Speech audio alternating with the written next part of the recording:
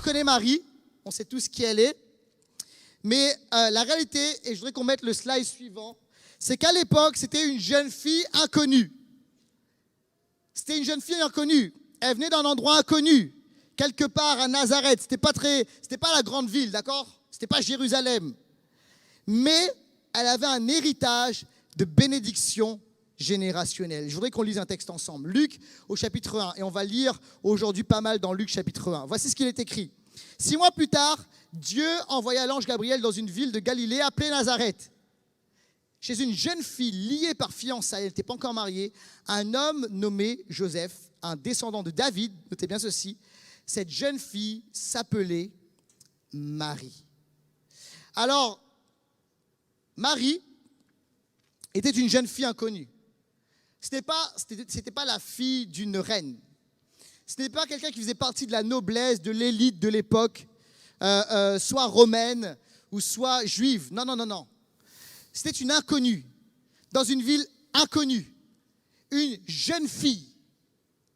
Mais la Bible nous explique quelque chose, c'est qu'elle était liée déjà par fiançailles à un homme qui s'appelait Joseph. Et Joseph était un descendant de David. Mais ce qu'il faut également savoir, c'est que Marie elle-même était une descendante de David. Et ça, c'est extrêmement important, les amis. Pourquoi?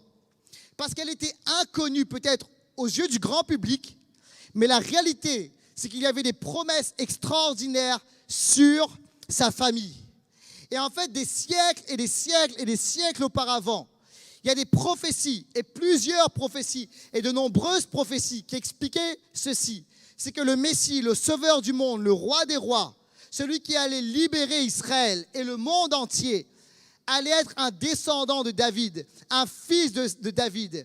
Et en fait, il y avait cette promesse qui était sur la famille de Marie et sur la famille de Joseph. Comment la promesse est venue dans la vie de Marie? En fait, il y a un ange qui est venu, l'ange Gabriel est venu.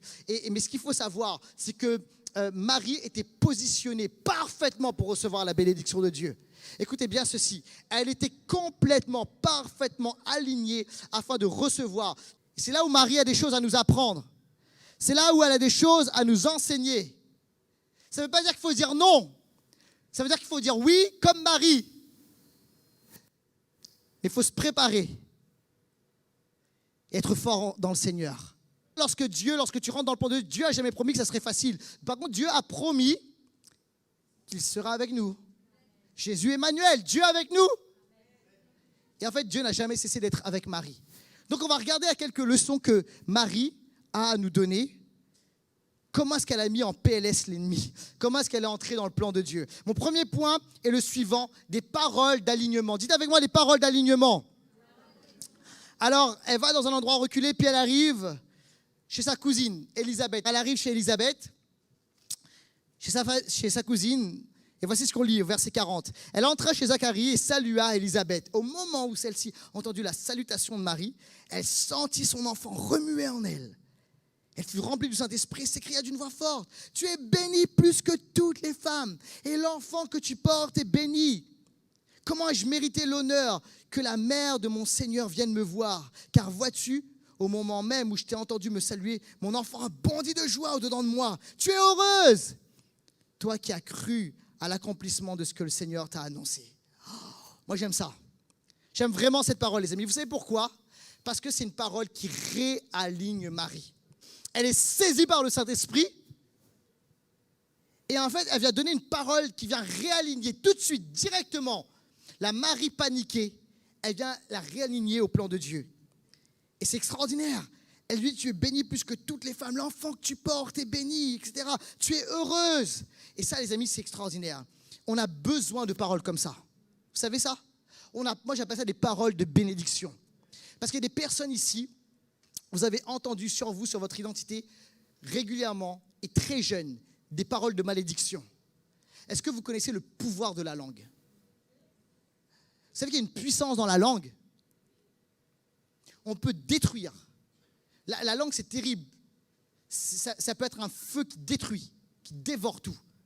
Des personnes ici, vous avez entendu des paroles de mort, de destruction très jeunes dans votre enfance.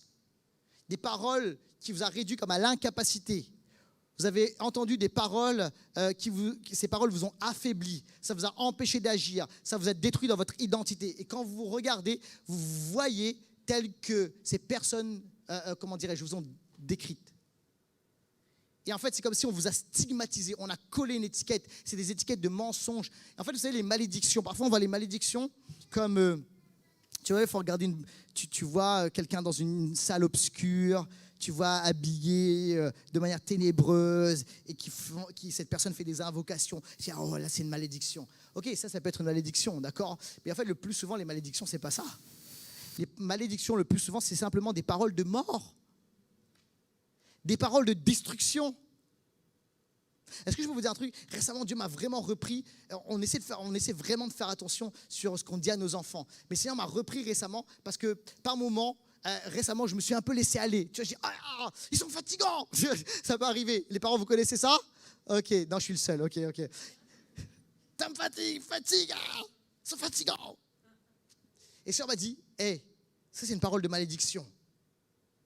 Tu es en train de mettre sur eux ce mensonge qu'ils sont fatigants. Proclame le contraire. Je dis, ouais, t'as raison Seigneur, je me suis repenti par rapport à cela. Alors j'ai vu les enfants, je dis, écoutez les enfants, c'est vrai papa il n'a pas dit de bonnes choses. Des fois je dis, c'est pas bien, je vous demande pardon et c'est pas vrai, vous n'êtes pas fatigants, non, vous êtes extraordinaires, vous êtes beaux, vous êtes intelligents, etc. Et en fait l'idée c'était quoi? C'est d'inverser la malédiction en bénédiction. Parce qu'il y a un pouvoir à la langue. Et en fait il y a un pouvoir encore plus extraordinaire lorsqu'on est rempli de Dieu. Et pour bénir. Vous savez qu'une parole qui vient du Saint-Esprit, c'est une parole créatrice. À la Genèse, au tout début, au commencement, qu'est-ce qui se passe? Le Saint-Esprit plane au-dessus des eaux, Dieu parle à ce moment-là, au moment où il parle, il y a la création. Est-ce que vous savez qu'une parole d'une personne qui est remplie du Saint-Esprit, ça amène la création littéralement? Ça vient créer quelque chose dans le cœur de la personne. Ça vient créer la délivrance. Ça vient créer l'espoir. Ne négligeons pas la puissance de la bénédiction, les amis. Alors, il faut qu'on apprenne à se bénir les uns les autres. Il faut qu'on apprenne à bénir les maris. Les maris, c'est qui? Ce sont ces personnes qui parfois sont paniquées parce qu'il y a le plan de Dieu qui est sur leur vie, la bénédiction de Dieu. Mais en même temps, il y a les attaques, il y a les problèmes, il y a tout cela. Et en fait, parfois, il y a du désespoir. Et il faut qu'on apprenne à libérer des paroles de Dieu, des paroles de bénédiction et non des paroles de malédiction. Quelqu'un dit amen à cela. On lit la suite. Elle va passer, il va y avoir comme un combat. Elle va passer de l'opinion versus bénédiction. Tu vas mettre opinion versus bénédiction. Et voici ce qu'on lit ensemble au verset 46. Alors Marie dit, elle entend cette parole de bénédiction. Elle est saisie elle-même. Il y a un transfert de vie à ce moment-là. Il y a un transfert de bénédiction. Vous voyez ce que produit une parole de bénédiction? Marie dit, mon âme chante la grandeur du Seigneur. Alors là, elle entre dans la louange, c'est extraordinaire. Et mon esprit se réjouit à cause de Dieu, mon Sauveur, car il a bien voulu abaisser son regard sur son humble servante. C'est pourquoi désormais, à travers tous les temps, on m'appellera bienheureuse, car le Seigneur, Dieu Tout-Puissant, a fait pour moi de grandes choses, lui qui est saint. Alléluia. J'aime ça. Alors là, il y a quelque chose qui change. Elle passe de l'opinion à la bénédiction. C'est quoi l'opinion? C'est l'opinion des autres. Elle arrête de vivre sous le regard des autres. L'opinion des autres. Qu'est-ce qu'on va dire de moi? Qu'est-ce que mon mari va dire de moi? Qu'est-ce que mes voisins vont dire de moi? Ok, vous savez, lorsqu'on choisit la bénédiction de Dieu, lorsqu'on veut conquérir, entrer dans le plan de Dieu, il va falloir, faire face à l'opinion des autres. Parce qu'on ne fera pas comme les autres. Parce que parfois, Dieu va nous faire passer par des chemins étranges. Parfois, il faut dire non. Je préfère dire non et fermer les oreilles à l'opinion des gens et rester dans la bénédiction de Dieu. Et à ce moment-là, c'est ce qu'a fait Marie. Parce qu'elle se met à déclarer un chant. Tu es bienheureuse. À travers les âges, on te dira bienheureuse, etc., etc. Et là, qu'est-ce qui se passe? Elle se dit en fait, ok, je me fiche, de l'opinion des uns et des autres. Et ce que je vais, c'est que je vais rester dans la bénédiction de Dieu. Je vais être celle qui va porter le Messie, qui va porter le Sauveur. Je vais être la servante de Dieu et je veux rester dans la bénédiction du Seigneur. Quelqu'un a dit amen à cela. Et elle se met elle-même à déclarer, à prophétiser cela.